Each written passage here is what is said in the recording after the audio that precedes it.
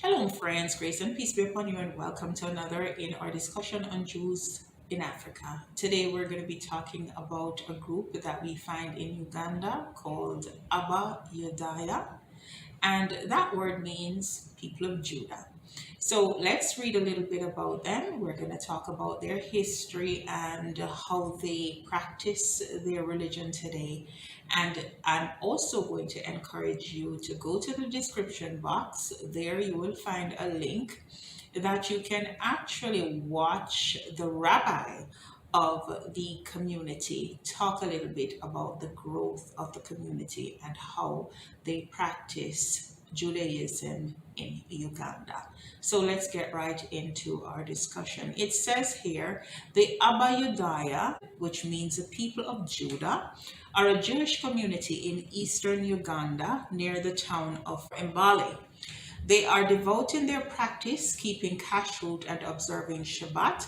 There are several different villages where the Abayudaya live, a community that converted to Judaism in the 20th century. Most community members are affiliated with the Reform and Conservative movements of Judaism.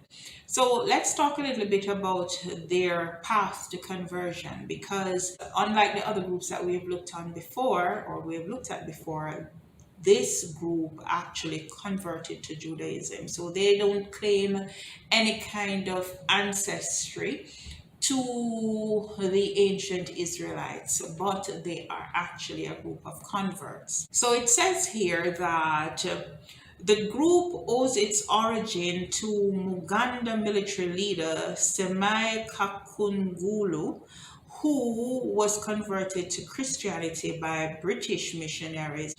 Now, when he converted to Christianity, it is said that he was given a copy of the Hebrew Bible, and as he read the Torah, he saw himself in the story of the ancient Israelites.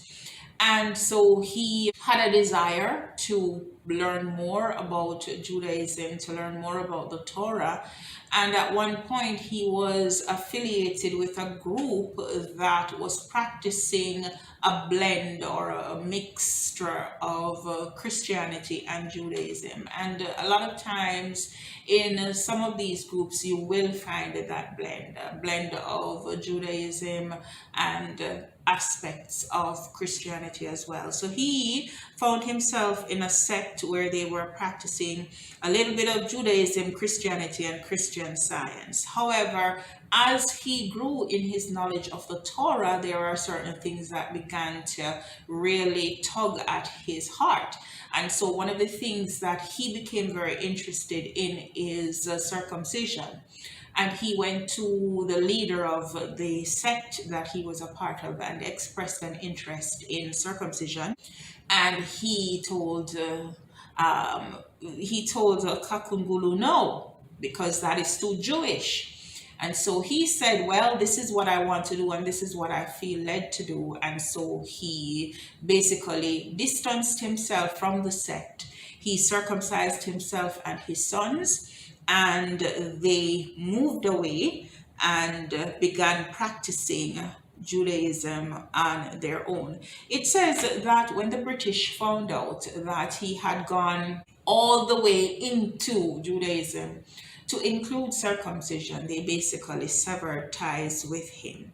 Now, around 1920, it is said that a foreign Jew named Joseph, presumably of Ashkenazi background, contributed much towards the community's acquisition of knowledge about the seasons in which Jewish holidays such as Pesach, Shavuot, Rosh Hashanah, Yom Kippur, and Sukkot take place. A source in the Abayudaya community confirms that the first Jew to visit the community was Joseph, who stayed with and taught the community for about 6 months and would appear to have first brought the Jewish calendar to the Abayudaya community. Furthermore, the laws concerning kashrut were first introduced to the community by Yosef. The community continues to practice kashrut today. So for those of you who may be new to this, kashrut laws has to do with the dietary laws as they are laid out for us in scripture. So it says Joseph's teachings influenced Kakungulu to establish a school that acted as a type of yeshiva with the purpose of passing on and teaching the skills and knowledge first obtained from Yosef. Now, Kakungulu died in 1928, and when he died, one of his disciples became the spiritual leader of the community. But then there was going to be a problem because in 1970, a man, Idi Amin, came to power. And when Idi Amin came to power, he outlawed Judaism. And so they were not allowed to practice their rituals anymore, and all of the synagogues were destroyed. And this is just so amazing how it's like history keeps repeating itself, because the scriptures tell us, and even when we look at Jewish history, we see that there are so many leaders, world leaders, who the first thing that they did as they came to power was to basically outlaw Judaism. There's so many times when people were prohibited from practicing Judaism, and this is the case in Uganda in the 1970s. So it says that Idi Amin outlawed Jewish rituals and destroyed synagogues, and some of the Abayudaya community converted either to Christianity or to Islam in the face of religious persecution.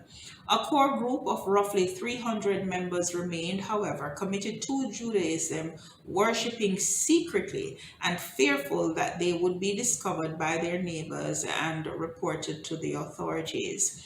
This group later named itself She'erit Yisrael, which means the remnant of Israel, meaning the surviving Ugandan Jews.